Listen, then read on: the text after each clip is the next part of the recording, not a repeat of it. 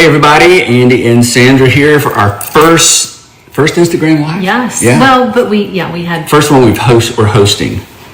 First one we're hosting. Yes. And we're super excited about our special guest tonight. But before we talk to Kate, I have a special announcement to make. Sandra didn't know I was going to make. For the last 4 years, Sandra has been a student at Dallas Theological Seminary, and she just finished, and she is now Master Stanley. Master Stanley. Now I have 2 masters. And unfortunately, like so many, they can only have one master. Like so many people graduating, there's no graduation, right? Right. So she doesn't get to walk, get to do the cap and gown. But I just want to say to all of those of you watching, I am so proud of her. Seminary is not a casual endeavor, especially when you're in your late 30s. So going back to school or late 40s. Anyway. When you when you go back to school, I just can't imagine going back to school. So I'm so proud of her, and we're going to do a little celebration at some point. But Master Stanley, way to go! Yes, and it was fun. It was awesome. I learned so much. It was amazing. It was a great experience for me. Yeah. So it's never too late to go back and get your master's degree in theology, and it was a lot of fun because she had some of the same professors I had 100 years ago because they had recorded them. That's right. I don't know where they are today. Some of them are in heaven, perhaps. I don't know. Anyway. Speaking of seminary, we have a guest with us. Yes, that's going to be joining us. Yeah. So a little bit about Kate before she joins us. Hopefully, most of you. Oh, is she joining us? Come on, let's do it. Waiting for Kate. Anyway, is Kate on? Oh, here we go. There she is. Hi. Wait, did I just hear that you just graduated from seminary? Yes, I turned in all my last stuff about 2 weeks ago. Isn't that great?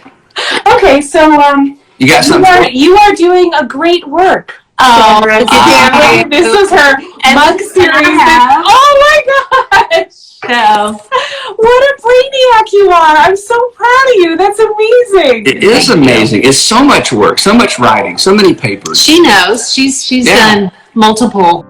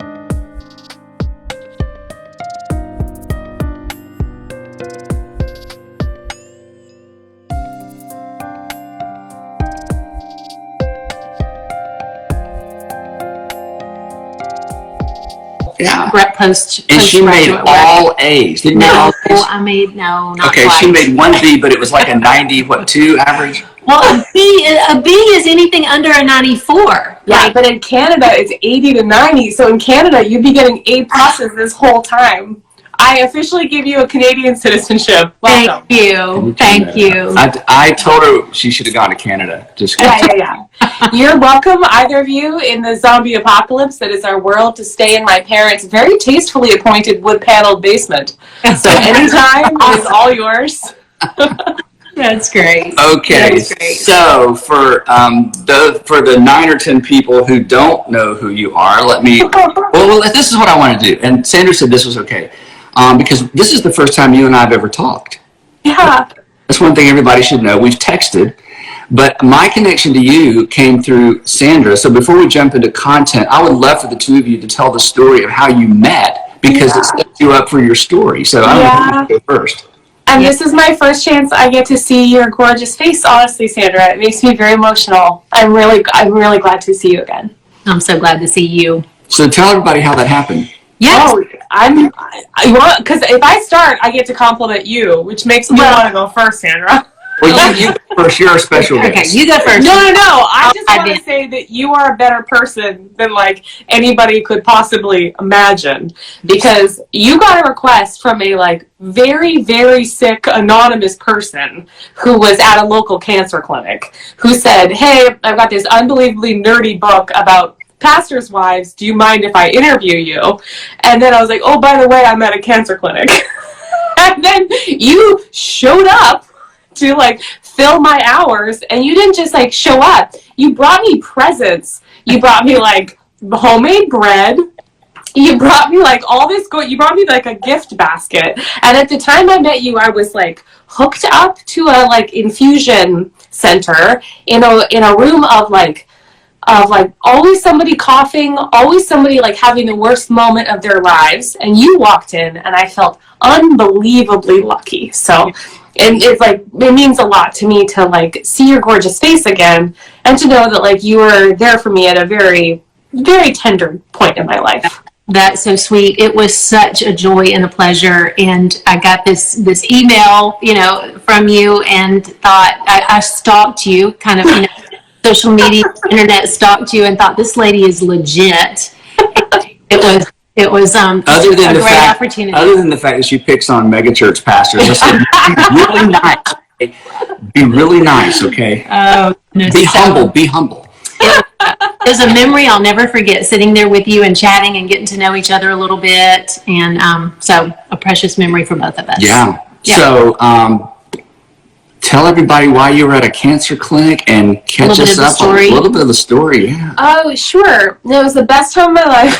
No, I was, I was like trying to be really fancy at the time. I was 35, and I was on like the super train of what I hoped was super achievement. My dad's a historian, my mom's an academic too. Like, all I ever wanted to do is be a professor, and I finally got to be a professor. I got my PhD, I got my dream job. I finally had this little baby after years of infertility, and I just felt like I had kind of gotten somewhere sort of special, and I felt very lucky. And then, of course, as lucky people are, you forget that you're just lucky. And I had weird stomach pains over a summer, and I didn't know what the deal was. And so I went to a bunch of doctors, and I thought maybe it was my gallbladder. And the stomach pain continued, and so I said, no, I'm serious, you need to do a test. I'm figuring it was something small.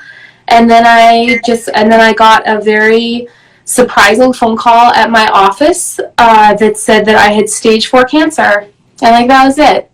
And I was that was kind of it for what I imagined the rest of my life was going to be. That was a September, and they didn't think I would make it through June. And so it was such a surreal year, because I was very fortunate to qualify for a clinical trial in Atlanta, where I didn't know a single person. Except, honestly, Sandra, I knew there was this lovely local church that some of the members.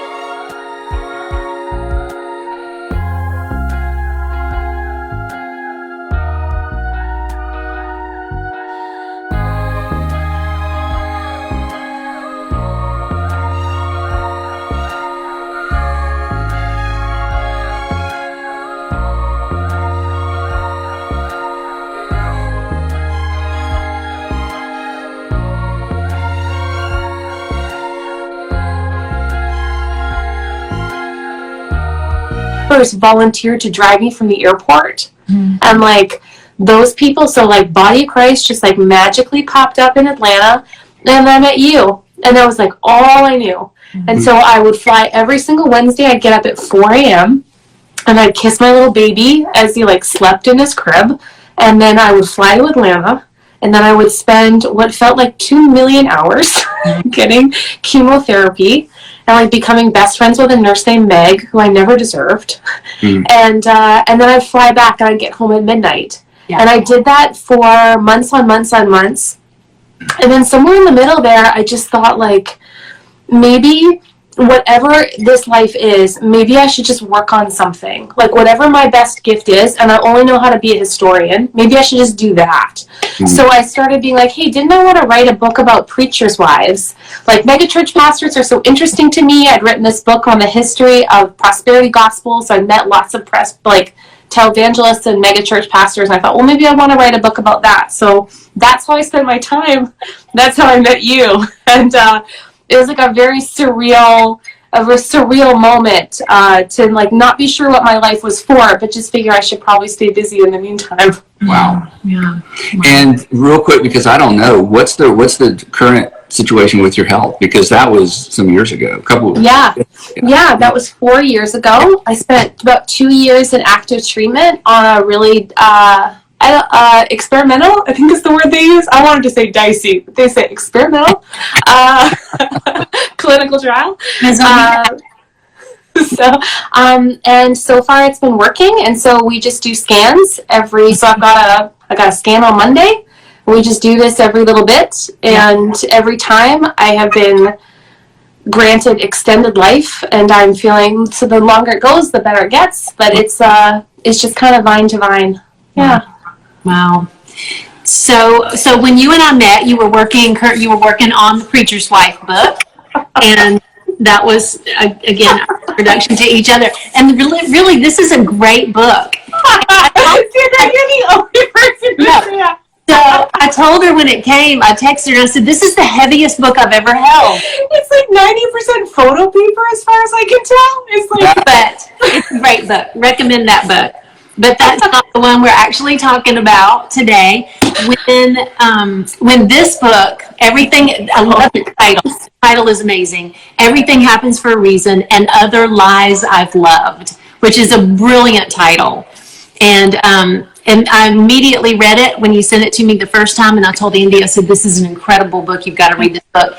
Then your article came out, the New York Times article that you wrote, so read that. And then your TED Talk. Oh, friends. And for anyone who has not seen Kate Baller's TED Talk, you have got to look for that afterwards. Yeah, I saw several people that popped up here loved your TED Talk. Yeah. Thanks. Watched your TED Talk, I'm like, well, anyway, we'll get into some content in a minute. But if you're watching or listening and you can't stay with us during this whole conversation, you'll still go to heaven. But you have to watch Kate's TED Talk. It put so many words around thoughts that probably all of us have had, but especially as a pastor, because there's some pastors watching. We see everything. You see the best of the best, you see the worst of the worst. You walk out of hospital rooms, you stand outside the doors of hospital rooms, you don't want to walk in because you know there's nothing to be said. You hold the hands of dying people, family members, and your courage and your poise in the TED Talk, especially in a primarily secular audience, and the way you put the guardrails around that for that audience was so powerful. So I immediately, after watching that, after I dried my eyes, I ordered your book. I've read it twice this morning, and I was just going to skim it. I got up at 6:30, and Sandra said, what have you been doing? I said, I just reread the whole book. So here's why I invited you and why I wanted to do this. This past Sunday, some folks watching, I started a new series called Better For It, asking how can we get through all this craziness we're in better for it. And the first part of the message was kind of, practical, poking around. But I wanted to ask the question, how can we be better for it in our faith? Because during times of disruption, our faith is disrupted. And for people with no faith, sometimes they're disrupted back into faith. For people who have the wrong kind of faith, or a faith based on some of the things you talk about in your book, it gets shaken. And so I when I was preparing the message, this statement that I've quoted you so many times, I think I give you credit the time. I wish I had thought of it myself. The whole idea that there's a little prosperity gospel in all of us. And so I texted you and I said, did you say it right? I wanted to give you credit, and I did. And then I'm going to read what you texted back. And then this is going to be the launching point for you to just jump in. And then we've got lots of quotes from your book if you run out of stuff to talk about. You said this: each of us, this was so profound, each of us, through the accidental narcissism of wanting to be happy, gets confused about what we deserve. The world can't help us know the difference between the world can't help us know the difference between who is righteous and who is just plain lucky. And one of the powerful things about this book that you say so well is that we all want there to be a formula. We want there to be cause and effect, and we live in a world of cause and effect. So consequently, we want everything to be cause and effect. And you shatter that notion with both your story and your writing. So talk a little bit about the prosperity gospel that resides in all of us. Oh, yeah, sure. Well, so the prosperity gospel is one of the most sort of dominant subcultures in American Christianity that says that if we're good and if we're faithful, that God will reward us with health and wealth and happiness. And I wrote this long history of it because I was trying to understand where did it come from, but also I try to see both sides of things. And one of the things that I thought was very inspiring, frankly, in spending about a decade studying prosperity churches is that they love the idea that God is really invested in the details of their life, that God wants to answer their prayers and love them and show them the intimacy of God's love. The problem is that they make the mistake of working backwards from their biographies into their theology. So they go do my kids love me? Does my partner think I'm beautiful? How is my weight loss going? Does my boss think I'm great? All the things that make us feel kind of special and we're winners in this culture, those are accidentally misinterpreted as signs of God's favor. And so I mean, and I like to think I'm a very sophisticated person. I literally wrote a book on it. And the second I got sick, I felt like such a loser, honestly. I'm a good person. I try so hard. I'm a good mom. I'm a good friend. So then why do I have stage 4 cancer? Why isn't God answering my prayers? And I realized what a category confusion that is theologically, where sorry, Sandra, it's so good to see you. It just really brings me back to that. It's we do get confused between the accidents in our lives, or even the things we strive for. We're God, I just want to feel like I deserve this. And then you look at, your neighbor who may have lost everything. You think, well, what accounts for the difference between me and them? Yep. And so often in our lives, we just like to think that it's our hard work that made the difference. And in something like a prosperity gospel, we get a message that says, look, there's a formula. Christianity isn't just a faith, it's a formula. You have faith, you try hard, you pray in a certain way, God will never let you down. Mm-hmm. And unfortunately, we all know righteous people where that just hasn't been true. And so it's so hard when we then start to put God to the test.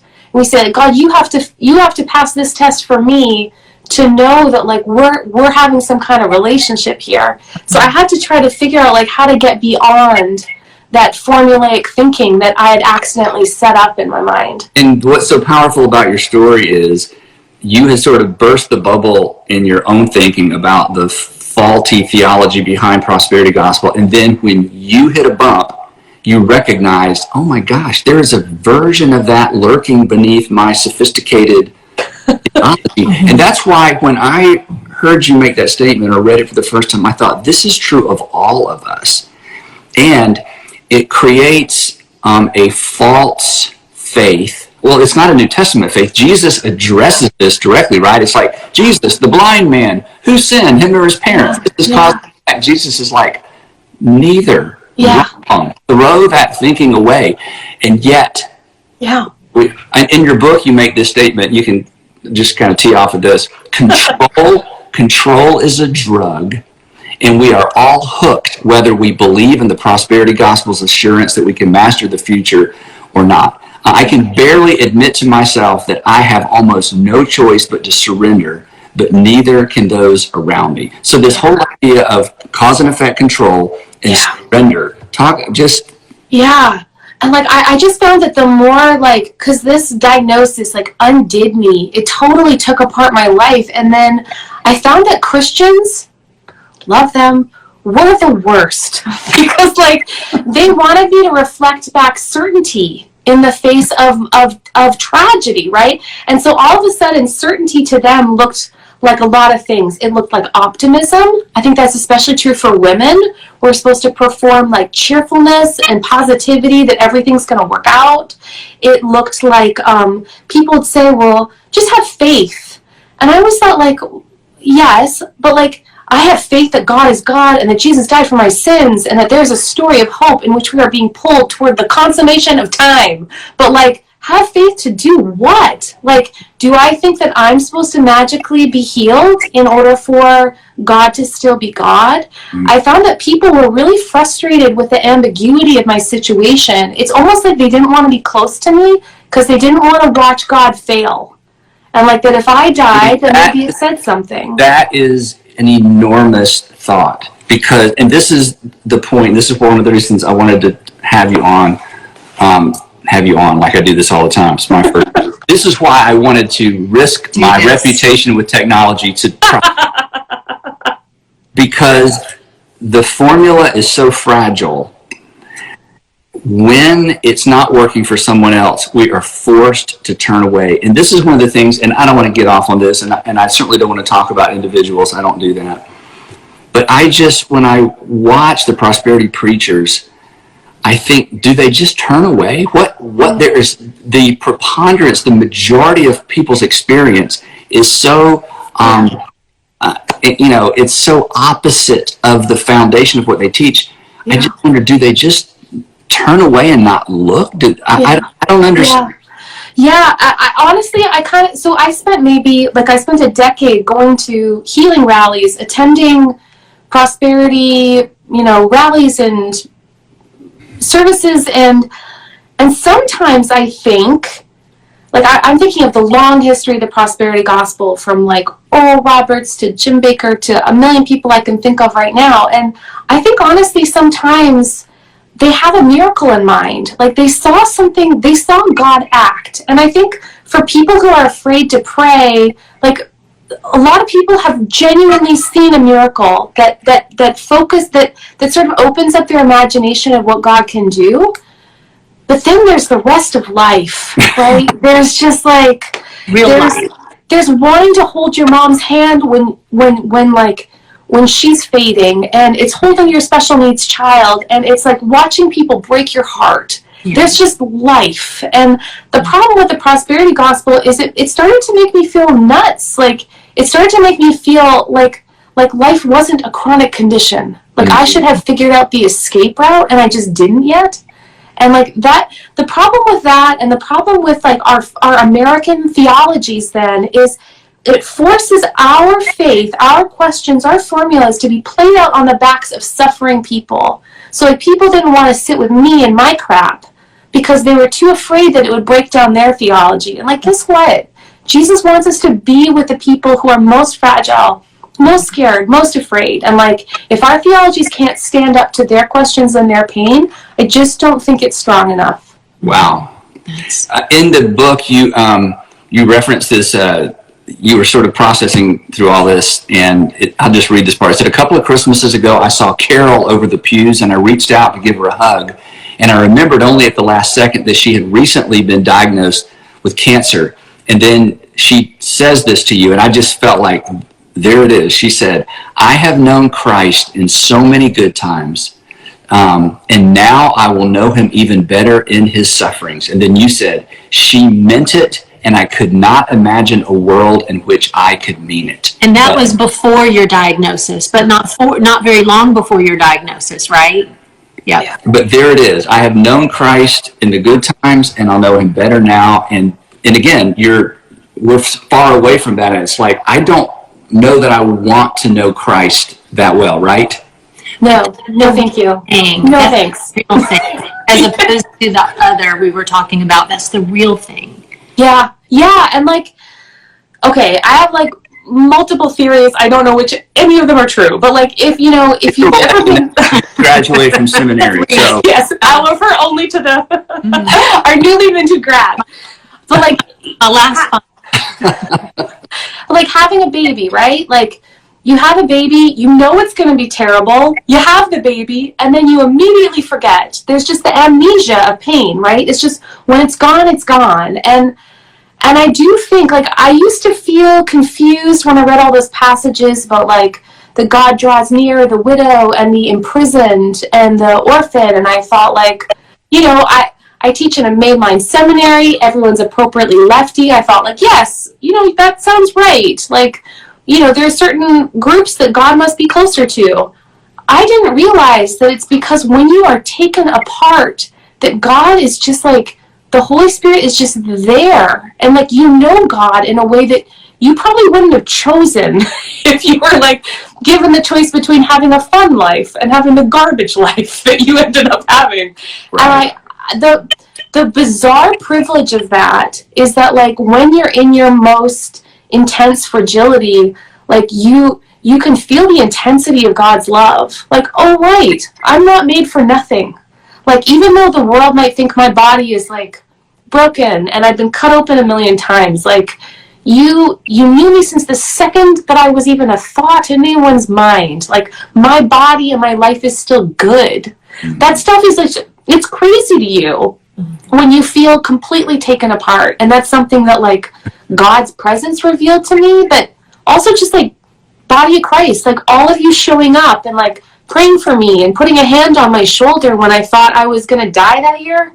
Like, that to me is the way we mirror back God's love, and we show us that we're not the sum of what our culture thinks we are, I don't want you to go too far down that road, because we're going to circle back, because there was a moment, we'll get to it in a minute. One more thing from your book. You said that Christians want me to reassure that my cancer is all part of a plan. A few letters even suggest that God's plan was that I get cancer so I could help people by writing an article, to help people who have cancer. If you inspire people dying, then the plan for your life was that you would become an example to others, and round and round and round it goes. Yeah. And we laugh at that, but there is something in me, and it's in you, because you acknowledge it, that we want there to be a puzzle box top. Yeah. And this piece doesn't make sense by itself, but when I look at the box, boom, it perfectly fits. And then you ask this question, and I love this question, because you said, what if everything is random? Yeah. What if there doesn't have to be a place for this piece to fit perfectly? What if there's another approach? Yeah. And I always go kind of both ways in my mind on the question of like the randomness of life. In part because I met so many people now where the idea that there was a plan for the good things and for their suffering was so deeply meaningful to them, that I never ever wanted to take that away from people. Or they said, I was born with this and this, and, or caretakers watching others that suffer, and they found such meaning in the suffering that they said, this was obviously God's plan. Mm-hmm. I have so much respect for the beauty and the truth that they found there. I've just found, though, that it was the people who were trying to teach me lessons in the framework of plans. And for this, I point lovingly at our Calvinistic brothers and sisters and all those who wrote notes to me to tell me that they knew God's plan for my life and I was suffering for a reason they could identify. And so I've kind of given up on lessons as a category, because I know that like in the darkness that there is truth and there is beauty and there is God's presence. And that I've learned things that I wouldn't have learned if I hadn't gone through this. But it was completely different than like Gary from Indiana writing me a note to be like, I have carefully intuited the reason for your suffering and I'll list it here. Like, it's like they could look at my life losing my son and think that they were going to pronounce God's plan for me. Mm-hmm. That's like a cruelty. It's a special theological cruelty that I just hope that we can like give up on. Sorry, that's like a lot of intensity, but I have a lot of anger on the topic. Well, rightfully so. And at the end of your book, which we'll get to in a minute, you have a little sort of an appendix of here's some things to say that, to never say to someone who's going through something hard or difficult. We're going to go through that. And then, we'll go through that in a minute. And then some, hey, consider maybe saying or doing whatever. So rather than trying to pronounce, hey, I know the whole reason that you're going through this, let me share with you. Yeah. And I get it. Like we want the lesson, we want the plan, but one, it doesn't rescue God from anything, frankly. Like God is still God. We actually have a long and rich Christian tradition that offers us multiple very compelling theories about how God acts in time. Feel free to reference those, but like don't take your local suffering person losing everything they thought was precious and just like force your certainty about the order of the universe on them. Because like I didn't gain 1 ounce of faith thinking that like God was somehow ordering the loss of my ability to be a wife and a mom. Yeah. So yeah, I'd skip that. Yeah. Okay, now this is my favorite part of the book, and you reference this in the TED Talk as well. So I just want to read a little bit of it, and then this was the part of the book where I wanted to get your phone number and say, okay, tell me more about this, because everybody's listening so far who's not listened, not read the book, and they're listening. There's some people listening right now going, okay, this is like the most hopelessness version of Christianity. I don't even want that version of Christianity. God is sovereign. There is a plan. There's a purpose. Paul said God works all things together for good for those who love him, who are called according to his purpose.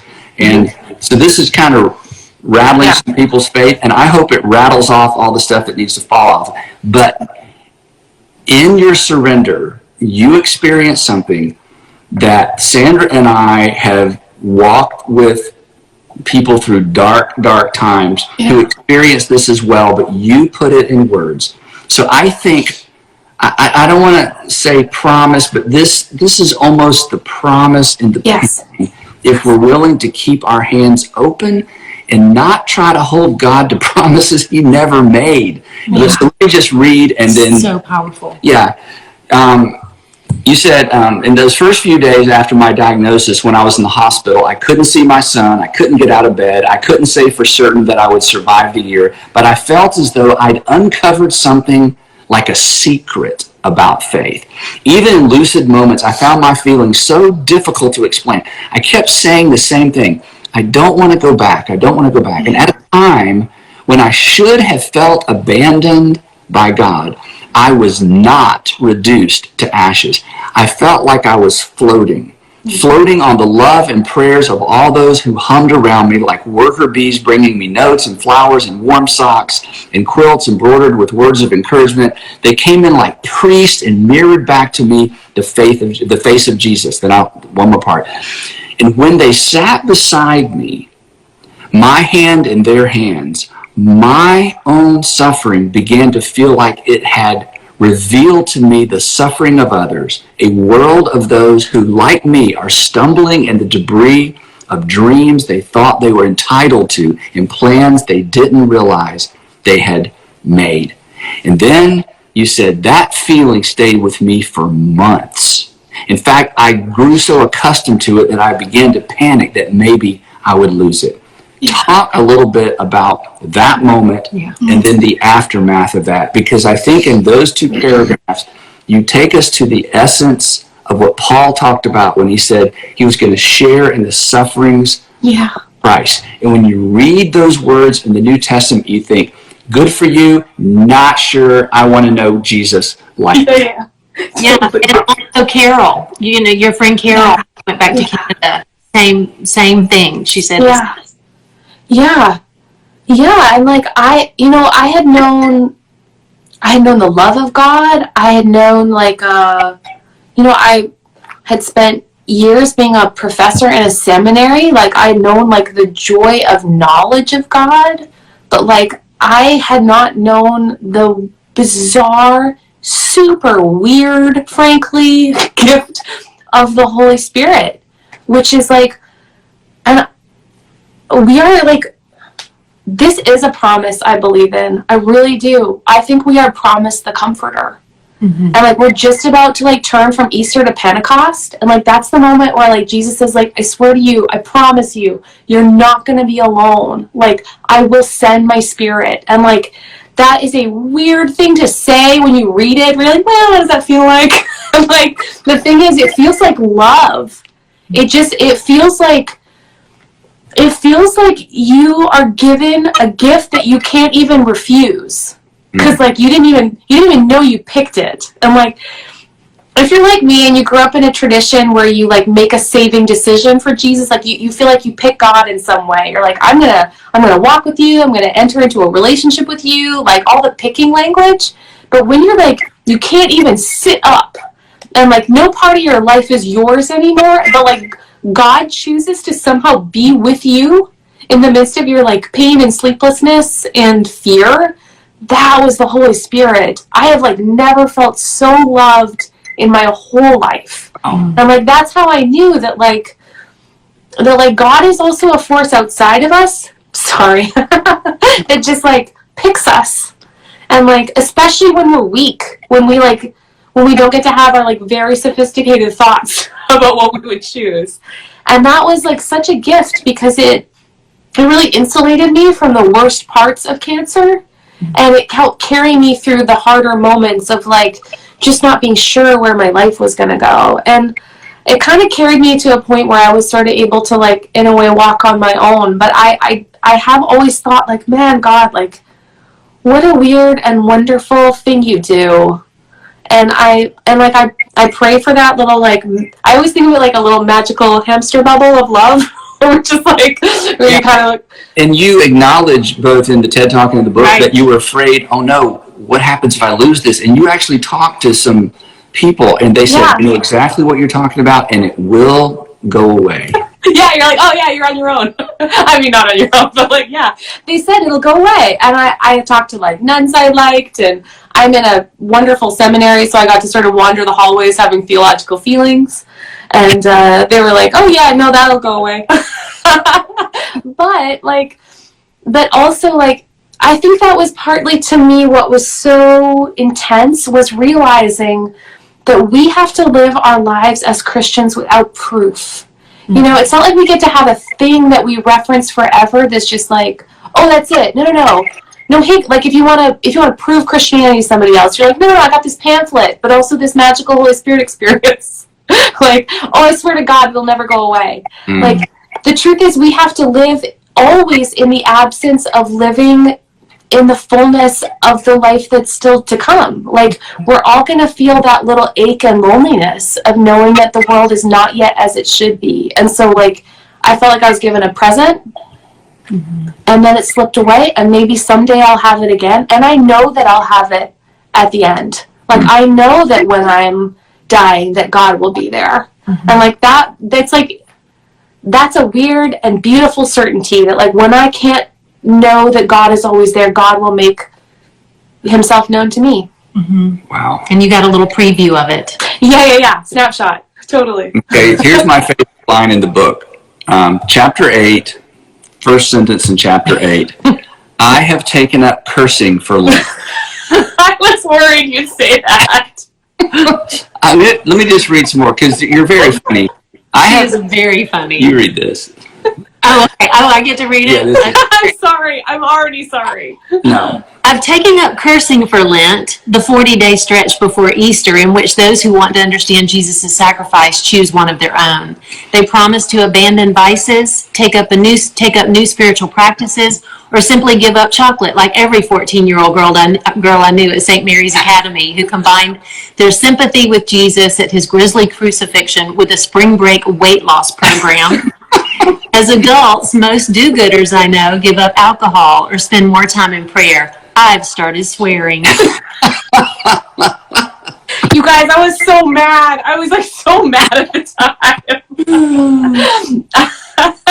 This was the last, and then you said, I swear about cancer, I swear about croissants, coffee that cools too quickly, I swear about budding ulcers in my mouth from intense chemotherapy. You went on and on and on. And then you get to the last line of the book, and it's something that you say repeatedly. The last line of the book, I love this. I will die, yes, but not today. That seemed to be like your battle cry. Talk about where did that come from? It's so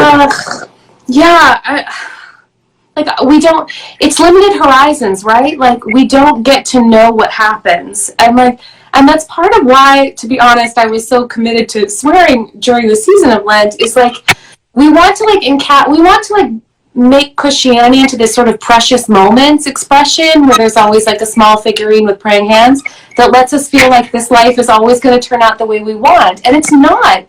It's like hard.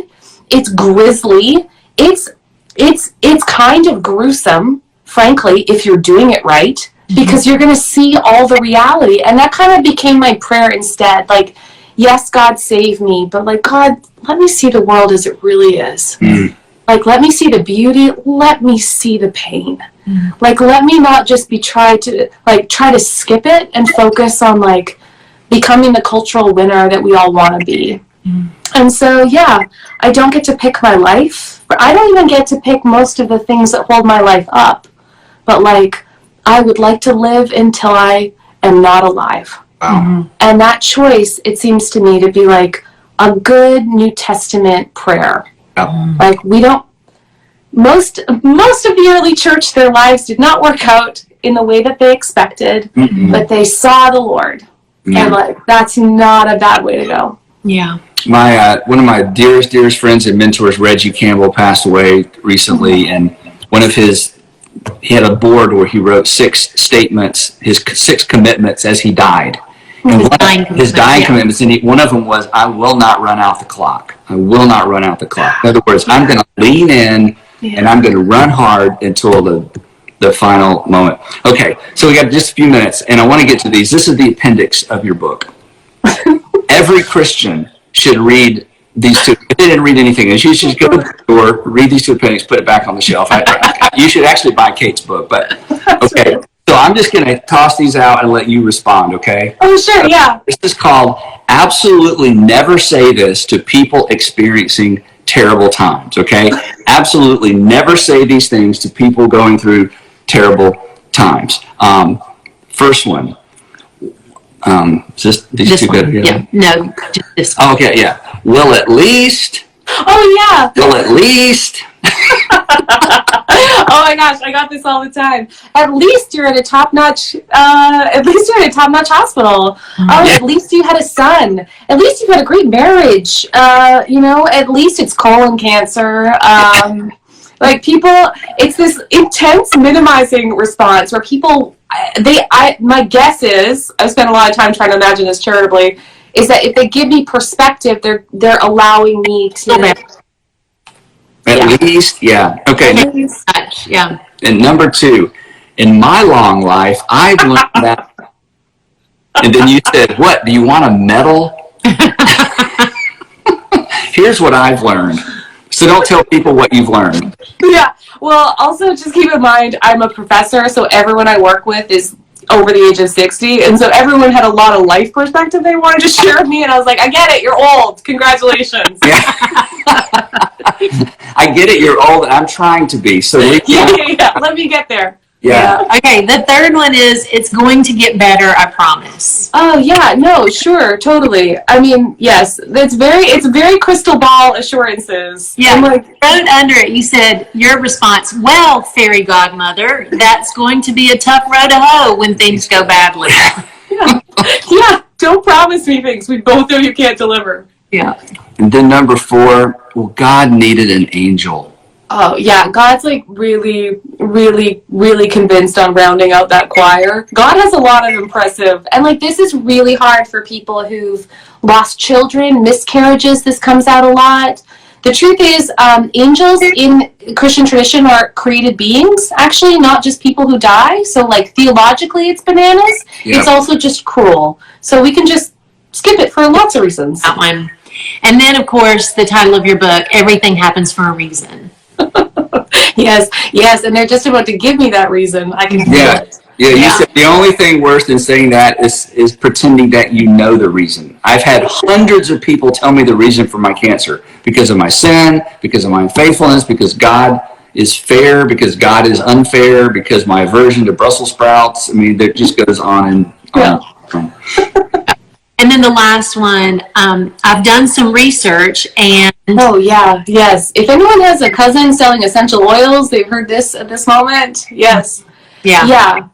We, for vitamins and concoctions to drink and all the stuff. and I get it. Like, everyone's always seen a documentary they very much want me to understand the contents of. But, like, I guarantee you, someone who's suffering is up to their eyeballs in medical advice. And I'm guessing they probably don't need ours. Their tank is full. Tank is full. And then there is one more. Yeah, it says, when my aunt had cancer, the ants of the world are doing very poorly. I should report to you. They're doing very badly. None of them survived. Yeah. All right, then real quick, great advice. Yeah. And, as a pastor, again, as I mentioned earlier, there's just nothing to say sometimes. Our presence is way more important than our words. The body of Christ. Yeah. So here's some things you do suggest. Number one, I'd love to bring you a meal this week. Can I email you about that? Love it. Practical. Love it. Yeah. Yeah. You are a beautiful person. Just some encouragement. You are. But I just like it when people said stuff to me that was just like had nothing to do with. It made me feel not eclipsed by something I didn't choose. Just like say something that has anything to do with not cancer, and I felt all of a sudden special and seen again. Well, and let me interject. You are so amazing with words, and I have a card that I still have that you mailed to me that says, Sandra, you make the world a kinder place. And your words inspire me to use my words to build people up and to fill them up. So I'll just say that about you. It's still on my desk. It sits there all the time, and I smile and I think of you and I pray for you, and I'm reminded to use my words to build somebody up or to encourage them. Thanks. I'm reminded not to say anything in Appendix 1. Okay, number 3, I am so grateful to hear about how you're doing and just know that I'm on your team. So I'm so grateful to hear, and I'm on your team. Yeah, I loved that. I loved not having to give the update and knowing that they could go to someone else because I was so tired of saying the same story over and over again. And that information was never actually going to build the bridge between us, but just knowing that they loved me without having to do the hard work of updating. Number 4, can I give you a hug? What a great question to ask someone. Not right now. Yeah. Later. No, later. And especially, you didn't want hugs because now you've made this public, so I'm not, this isn't TMI. How many belly buttons have you had? Yeah, I've had, 5, 7, 6. I've had a while. I wish I could count. I've had too many belly buttons because they keep redoing this abdominal wall. So, just a gentle, but like, I love the Side hug. You want to feel like yourself again. Yeah. This is kind of where I default. Number 5 is, oh, my friend, that sounds so hard. That sounds so hard. Those are good. Yeah. Good little reflective sayings, like, because you don't have to have an answer. You just have to do like a little mirroring, like, and then give them the off ramp. Because sometimes you feel like talking about it, and sometimes you just really don't. Yeah. That's great. And then number 6, silence. Just being with someone, sitting. Yeah. You can kind of always tell like a ninja at being really good at this stuff because they're always like, they just don't feel like they need to rush in with all the words. And I would say sort of as a conclusion, like in the face of tragedy, be a Sandra. Like bring a present, always be careful. I remember it, you were so careful with your words around me. You were very kind and you didn't say anything. Like you just need to have that safe feeling, like no one's going to pronounce anything weird, everything's on the nice guardrails, like you can be loved in that moment. And like that's what people do, is they can step into the weirdness in that moment, which was I had an IV hooked to my vein. I was scared. I just needed a friend and I needed something interesting to do. I'm like, people who can step into the moment and be present with you in love, that is the greatest gift you can give. Well, our time is up. Any final thoughts? Anything you want to say to folks who are here, because I kind of teased this up this week, who their first introduction to you? Well, this is okay, but honestly, it's so kind, and I just think I think it's so lovely that our faith doesn't have to approximate certainty. We can just know that love and the love of God and the love we have for each other, that's going to do most of the work. Mm-hmm. We don't have to pour into pain all of the certainty and formulas and demands that things be okay. God will make things okay in his own time. And someday we'll see it happen. But in the meantime, we will just be known by our love. Wow. Also, I love you guys together. It's nice to see this. This makes me happy.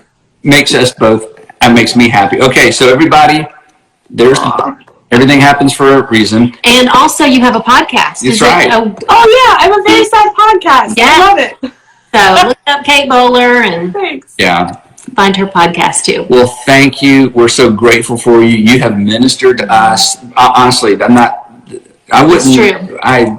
It's as genuine as I know how to make it. Thank you for creating a pathway to a better faith and a better theology in a world where we want everything to be up and to the right. And as long as it's up and to the right, you can worship the front tire of your car, and it's meaningful. But everybody hits a bump, and we all hit big bumps, and we need a faith that endures, and the New Testament offers us that kind of faith, and you have created a pathway so thank you so much. Yep. Love you. Hope to see you. Meet you in person. I would love that. Bye, guys. Tell your family, Lisa. Thank you. Take care. Bye. And for all of you who've watched,